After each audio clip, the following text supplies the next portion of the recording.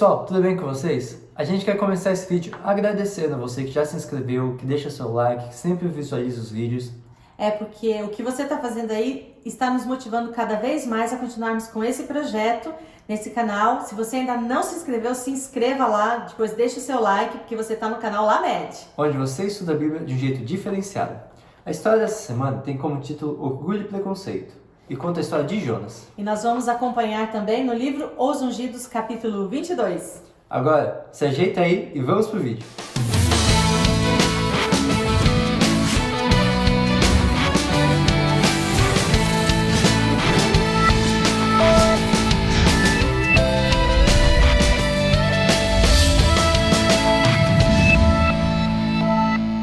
A história de Jonas, com certeza, é uma das mais conhecidas, especialmente entre as crianças. Você mesmo já deve ter ouvido muitas vezes essa história quando você era pequeno. Aquele profeta que não fez o que Deus mandava, que foi engolido por um grande peixe. Mas a nossa proposta hoje é estudar esse livro mais a fundo. Vamos estudar todos os capítulos dele, que são apenas 4. Você sabia que essa não é a primeira vez que Jonas aparece na Bíblia? É verdade. O nome de Jonas aparece no segundo livro de Reis, capítulo 14, verso 25, no reinado de Jeroboão II, e ele já era identificado como um profeta em Israel. O livro de Jonas começa com Deus dando uma ordem para o profeta, para ele se levantar, ir até Nínive e pregar contra a cidade. Nínive, só para a gente entender, era a capital da Assíria, não Síria, Assíria. E era conhecida como uma cidade muito ímpia. Seus habitantes eram conhecidos como pessoas muito violentas, ímpias mesmo. Mas Jonas era um profeta bem teimoso. Ao invés dele se levantar e subir até Nínive, ele desceu. Ele primeiro desceu até a cidade de Jope, depois ele desceu até o porto, depois desceu até o porão do navio e depois desceu até o fundo do mar. Interessante, né? Jonas dormindo ali no porão, achando que ele estava finalmente, ele tinha conseguido fugir da presença de Deus, a presença do Senhor. Que coisa idiota, né? Como se fosse possível tentar fugir de Deus. Bem, o que aconteceu é que Deus queria mostrar algo muito importante para Jonas. E por isso Deus manda um vento forte, uma tempestade, que deixou os marinheiros apavorados, a ponto do capitão dizer que cada um deveria orar ao seu próprio Deus, clamar para que fossem salvos. Quando o capitão vê que Jonas está dormindo, ele acorda ele e fala: levanta e clama ao seu Deus. Isso devia ter lembrado ele de algo, né? Levanta. E mesmo com ele orando ao Deus dele, não deu muito efeito. A tempestade continuou muito forte. Então, os marinheiros tiraram sorte, e a sorte caiu sobre Jonas. Quando eles perceberam que Jonas era o problema, eles começaram a fazer uma série de perguntas para Jonas. Quem ele era, de onde ele vinha, qual era a profissão dele, qual a nacionalidade dele. Interessante a forma como Jonas estufa o peito para responder. Ele diz, possivelmente todo orgulhoso: sim, eu sou hebreu, adorador do Deus que fez o mar e a terra. Coisa idiota para se fazer fugir de Deus num barco, sendo que ele que criou o mar, né?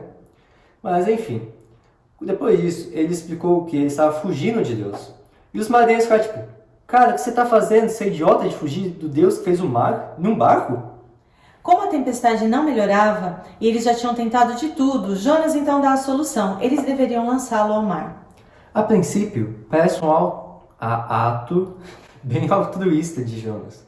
Mas na verdade, quando você para para pensar, é um dos atos mais egoístas de Jonas. Afinal, que jeito melhor de não cumprir a missão do que estando morto? Bem, de qualquer forma, os marinheiros percebem que não teria outra solução e eles então jogam Jonas ao mar. Mas antes disso, é bom a gente entender o que a Bíblia nos diz sobre essa atitude deles. Observem aí o que diz. Antes deles jogarem ele no mar, eles primeiro clamaram a Deus, pedindo que o sangue dele não caísse sobre eles, pois eles não queriam ser culpados da morte de alguém. Mas agora vamos ao texto. Depois os marinheiros pegaram Jonas e o lançaram ao mar, e no mesmo instante a furiosa tempestade se aquietou. Espantados com o grande poder do Senhor, os marinheiros lhe ofereceram um sacrifício e firmaram o compromisso de servi-lo. Como toda grande história, esse capítulo termina com um gancho para o que acontece em seguida. E é surpreendente porque Deus envia um grande peixe que engole Jonas e o deixa seguro ali no ventre do grande peixe. No capítulo 2, quando Jonas tem noção de onde ele está, dentro ali da barriga do peixe, ele ora a Deus e clama ao Senhor. E é interessante porque ele começa a fazer promessas. É até uma oração muito bonita se a gente pensar nas palavras que ele diz. Muitas vezes isso acontece com a gente, não é mesmo?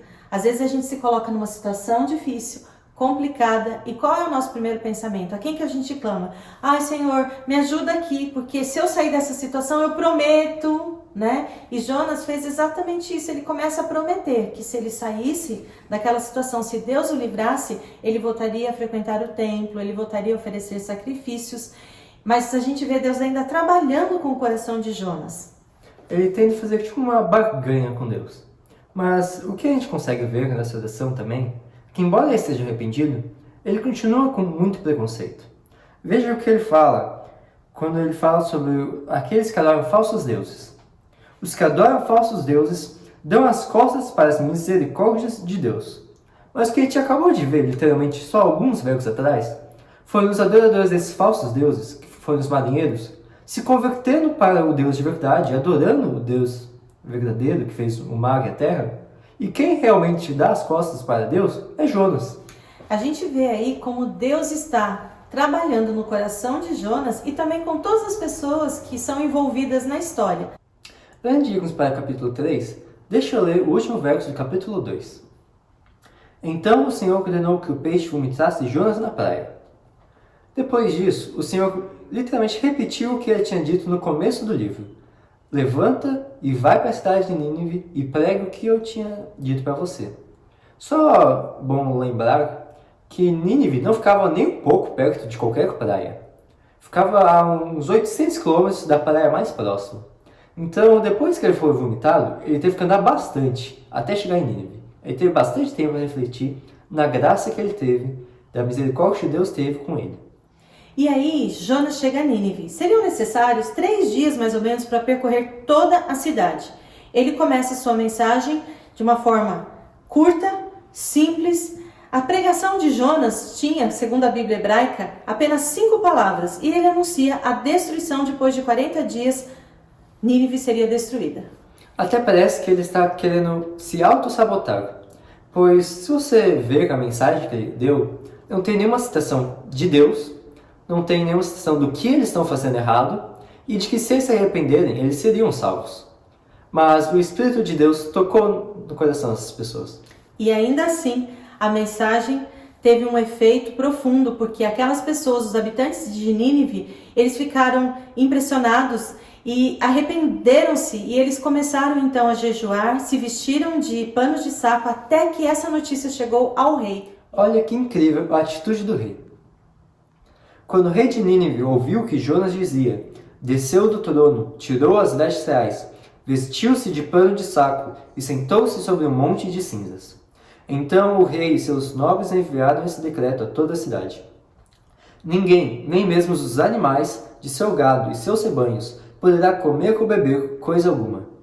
Tanto as pessoas como os animais devem se cobrir de pano de saco, e todos devem orar fervorosamente ao Senhor. Devem deixar os seus maus caminhos e toda a sua violência. Quem sabe Deus voltará atrás, conterá sua ira ardente e não nos destruirá. Uau! Imagina essa cena. Até os animais, cobertos ali com panos de saco, não deveriam comer nada, mas o rei que acabou fazendo a pregação, ele que diz para o povo o que eles deveriam fazer, e ele ainda diz, quem sabe Deus tenha misericórdia de nós. A mensagem que Jonas devia ter apresentado, né? Eu não posso deixar de ler o último versículo do capítulo 3, antes de começar o capítulo 4. Quando Deus viu o que fizeram e como deixaram seus maus caminhos, voltou atrás e não os destruiu como havia ameaçado. Uau, isso foi demais para Jonas. Quando ouviu isso, ele orou ao Senhor e disse, tá vendo? Eu sabia que o Senhor ia fazer isso, sabia que o Senhor ia se arrepender, por isso que eu me antecipei. Eu fugi, fui mesmo, porque eu sabia que no final o Senhor ia ser bom demais com esse povo. Quer saber? Para mim, deu. Eu prefiro a morte, porque agora eles vão ficar pensando que eu sou um profeta falso, que a minha mensagem não era verdadeira. Eu prefiro a morte, para mim, deu. Mas Deus, com toda a paciência que ele tem, pergunta para Jonas, você tem motivo para ficar bravo? Jonas deixa Deus no vácuo, ele simplesmente não responde a pergunta e sai da cidade, constrói um abrigo e fica esperando alguma coisa acontecer com a cidade. Vai que eles se arrependem de terem se arrependido e Deus volta atrás e destrói a cidade. Jonas então fica ali e tá muito quente, tá muito calor. E Deus então quer ensinar uma lição ainda para Jonas. Deus faz crescer uma planta e essa planta, ela faz sombra e deixa Jonas, além de protegido, fica num lugar fresco. E aí Deus enviou uma lagarta para comer o talo da planta e ela morreu. E com o sol escaldante, Deus ainda enviou um vento quente que fez Jonas quase desmaiar. Ele ficou muito bravo e disse que era melhor morrer do que viver nessa situação. Deus já havia salvado os marinheiros, Deus já havia salvado a cidade de Nínive e agora ele estava trabalhando com Jonas ainda. E ele pergunta: Jonas, é certo? Pensa bem aí, você ficar tão irado por causa de uma planta? E Jonas respondeu: sim, por isso que eu quero morrer. Então Deus faz uma outra pergunta para Jonas, que eu preciso ler aqui na Bíblia. Então o Senhor disse: você tem compaixão de uma planta, embora não tenha feito coisa alguma para que ela crescesse. Ela depressa apareceu e depressa murchou. Nínive, porém, tem mais de 120.000 pessoas que não sabem decidir entre o certo e o errado, sem falar de muitos animais. Acaso não devo ter compaixão dessa grande cidade? Deus é incrível, não é? Com essa pergunta, ele estava levando Jonas a refletir. E aqui eu creio que a gente pode concluir, né, Mateus, com as duas grandes lições da história de Jonas. A primeira delas é que os propósitos de Deus sempre se cumprem, independentemente das pessoas. É claro que ele nos dá a oportunidade de nós participarmos dos planos dele. Mas não é isso, a forma como a gente reage, se a gente faz isso de boa ou de má vontade, que vai mudar o cumprimento dos propósitos e planos de Deus. Melhor é que a gente faça isso com alegria, é claro, né? A segunda é: a pergunta de Deus para Jonas não tem resposta no livro, porque ela é para mim e para você. Como você reage quando Deus quer salvar aqueles que você acha que não merece? De uma coisa a gente pode ter certeza: Deus é perfeitamente justo e perfeitamente misericordioso, e nós podemos confiar sempre nele.